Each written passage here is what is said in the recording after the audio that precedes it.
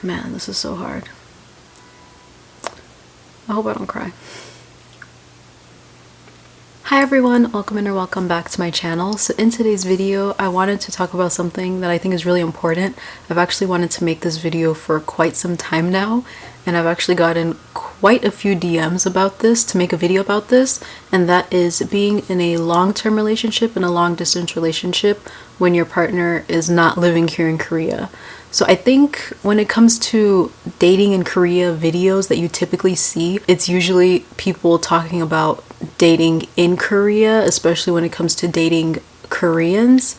And I'm in a relationship, I'm in a long-term relationship and a long-distance relationship, and I think it's definitely different. It's a different experience, and it's pretty common to see people talking about dating within Korea and not, you know, your partner being in a different country or just far away from you. So I wanted to talk about that, and I wanted to give you some of my tips that have been really helpful in my relationship. So if you are interested, then keep on watching. So just a little bit about my relationship. I've been with my boyfriend for almost 2 years now, and I didn't really realize this until I came to Korea and was talking to some of my friends about my relationship. And I was telling them, oh yeah, you know, my boyfriend is from Mexico, so he lived in Juarez and I lived in El Paso, and it's very common in El Paso and just in a border community for people to commute across the bridge in both the directions, whether it's for school or for work, or if you want to go shopping or see your family. It's just a common thing, and I never really thought of it as long distance because that was how our relationship just was, and it was just very common for my friends or my students or just people I knew to cross every day. Like, it's not really a big deal. But when I was telling my friends, oh, you know, sometimes for my boyfriend to cross, it could take hours or it could take minutes, and then, you know, he'd still have to drive to wherever I am. And they were like, if he's waiting like for hours just sitting in the line, technically that's long distance. Like, I think one of my friends was saying like 2 or 3, 4 hours, like that would be considered long distance. And to me it was just like, that's just how it was. So I never really thought of it as long distance until my friends were telling me, you've been in a long distance relationship, girl. So yeah, I think that's when I was like, whoa, my entire relationship has been long distance. But I never really saw it like that. I guess if you don't count that portion of us living in Juarez and El Paso, about 6 months or a little bit more into our relationship, he moved to New York. So then he was living in New York and I was still in Texas. And that was definitely hard. Even though while he was in Juarez, I didn't see him every day. We saw each other maybe once or twice a week just because I was still in undergrad. And I had classes from Monday to Saturday, so our only days that we could see each other was the weekend. And even though it was still hard then, it was even worse when he moved to New York. But we were still able to overcome that. And then, of course, I moved to Korea. So now he is in New York and I am here in South Korea. And it's much harder. It's definitely a lot harder now that we have countries and oceans separating us. And it's definitely not as easy to be able to see each other. It's not as easy to communicate because we're in completely different time zones. So yeah, I definitely have a few tips that I hope you will find helpful. So my first tip in being in a long distance relationship is being able to write notes to each other or writing letters to each other. I know not everyone is like a note giver or a note writer or just into writing into notes. It wasn't really something that I think I cared for in the beginning of my relationship, and I don't think my boyfriend did as well. But before he left to New York, I wrote him a bunch of letters. I think if you go on Pinterest and you see like cute stuff to do for your partner when you're in a long distance relationship, one of the things you see is to write them a bunch of notes like, read this when you're happy, read this when you're sad, read this when you miss me, read this when something bad happens. And so I thought, oh, that's cheesy, but it's cute, I'll do it. And I did it for my boyfriend and he actually cried. That was definitely not the reaction I was expecting. And he just felt so touched and so loved to receive that. And he actually does open them, and when the certain event is happening, and he sends me a picture of the letter so I can remember it, and he lets me know. So writing letters to each other, it just, especially if it's handwritten, it just makes it feel so personal and just, I don't know, you just feel so warm and lovey inside. And my boyfriend has written me notes before. I brought them here to Korea with me, and sometimes I do read them when I miss him, or just to feel like some kind of motivation, or just to feel, I don't know, just feel loved. So definitely write notes to each other, whether they're typed out in text, or if it's a voice note, or if it's a handwritten note. My second tip is to FaceTime or Skype or call, whatever it is that you need to do to just be able to talk. This is definitely hard, especially if your partner is maybe in the United States in a time zone where it is crazy compared to South Korea. So let me actually check. My boyfriend is in New York, and New York is 14 hours behind Korea. So usually our times that we talk is when I'm about to go to sleep, or before I go to sleep, and when he is either just woken up or when he is ready to go to work. So that's pretty much our FaceTime schedule, and we FaceTime every night during the week, Monday through Friday. I'm still surprised that we still do that, because honestly sometimes I'm like, are you sick of me? Like, we do this every day. How are you not sick of me already? But we do that. We FaceTime every night during the week. I honestly look forward to those times. Like, those are like my special moment. I swear every day I look forward to those times so much. If I'm at a dinner with my school or hanging out with friends, sometimes I'm just thinking like, okay, I need to go home. Like, I want to talk to my boyfriend. I want to talk to David. Like, I want to know how his day went. Even though, yes, he could text me all this, I'd rather see his face and hear his voice. I don't know. I look forward to that time so much. And there are some times where he has to go to work earlier, or I'm at a dinner for school, or I want to hang out with my friends. So we can't make those times. But just being able to talk to him every day and tell him how my day went, or something that went bad, or just hearing how his days went, it makes me so happy, and it feels like I'm there with him. Definitely being able to find the time that works for you and your partner is important. It's not easy, and I'm pretty lucky with my boyfriend because he goes to work at a later time, so we can have that time to talk. I do know of other people that they have crazy schedules, like waking up at like 4 or 5 a.m. and I'm just like, I love you, but I don't know if I love you that much, okay? So it's difficult, but just being able to find that balance and that time to be able to talk to each other.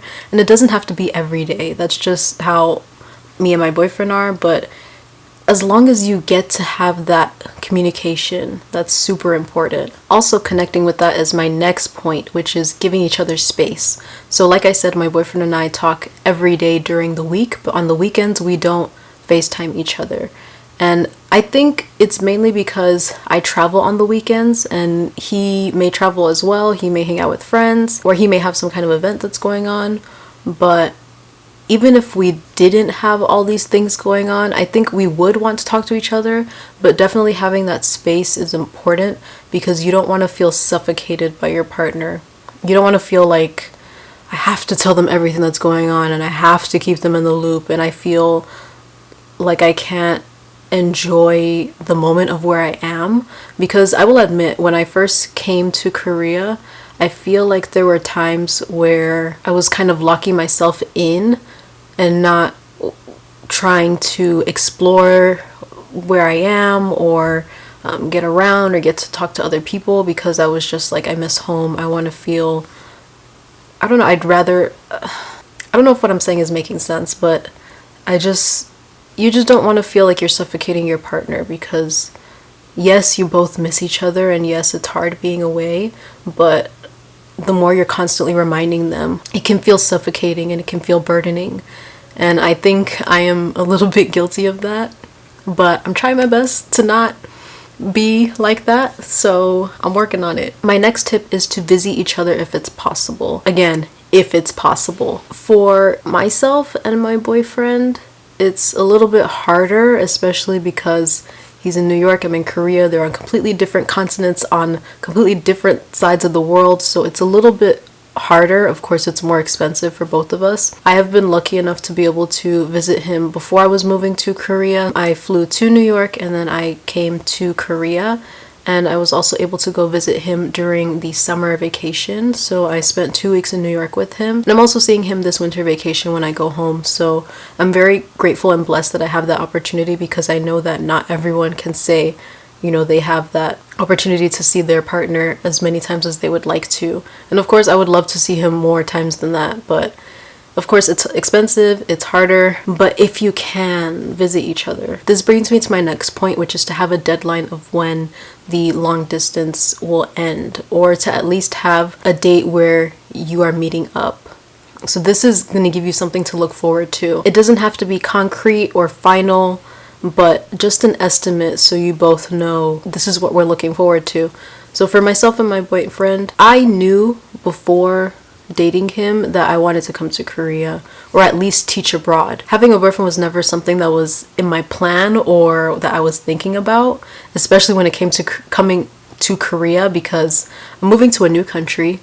I don't want to have anyone dragging me down, or not that my boyfriend drags me down, but I didn't want to have anything holding me back. And after being with my boyfriend, I definitely had some times where I was doubting moving abroad and teaching. But I knew that I wanted to be in Korea and teach abroad for at least 3 to 5 years. Of course, it would be hard with having a partner, but I knew that it was something that I wanted to do, because it was most likely that I wouldn't be able to do it later down the road. So I knew that my plan was at least 3 to 5 years and I would be back in the States. With my boyfriend, he kind of knew that he always wanted to live and work in New York, so it kind of worked out for the both of us. He would be away in New York and I would be away in Korea, so we could both live out the dream job that we wanted. So it kind of worked out in that way. But at least having like some kind of plan of when you will finally reunite, even if it's not the final reuniting, but just, okay, this is our date of when we're going to visit each other. It gives you something to look forward to and something to just talk about. Oh, I can't wait to see you. I miss you. I can't wait for this. We can plan these things while we're together. We can do this, we can do that. And it's always good to have something to look forward to. I feel like this next tip is pretty self-explanatory and it's kind of been mentioned in all the other tips, but communication is key. Communication is so important. It's hard when you're not with each other physically, and you know, the only way that you may be able to communicate is through texting or FaceTime or Skype. But just communicating with each other when you're happy, when you're sad, when something good happens, when something bad happens, just whatever is going on, just talk to each other and let each other know what's going on. Because if something is irritating you or making you feel some type of way and your partner doesn't know, like, it could potentially turn into something ugly down the road. And would it be your partner's fault? No, because they didn't know. Even though I feel like sometimes I'm bugging my boyfriend, I tell him everything. When I'm happy, when I'm sad, when something doesn't go the way I expected it to, when there are cultural things that I just don't understand that happen in Korea, I tell him everything. And I think it makes him feel like he's here with me, even though there are some things that he just doesn't get because he's not in Korea and he's not Korean.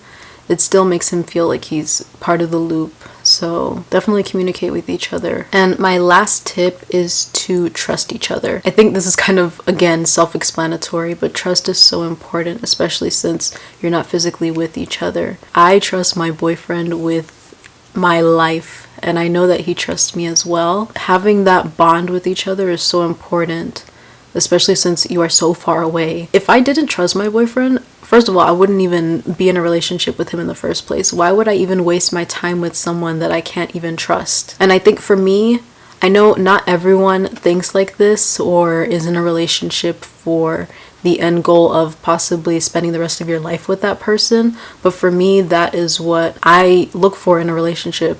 And I'm not going to waste my time with someone that does not care for me, someone that I do not trust, someone that does not listen to me, someone that cannot communicate with me, someone that clearly does not want to spend their time with me or put in the effort. These are traits and qualities that I look for and that are gonna help you make it through a long distance relationship. I think that's everything I wanted to mention in this video.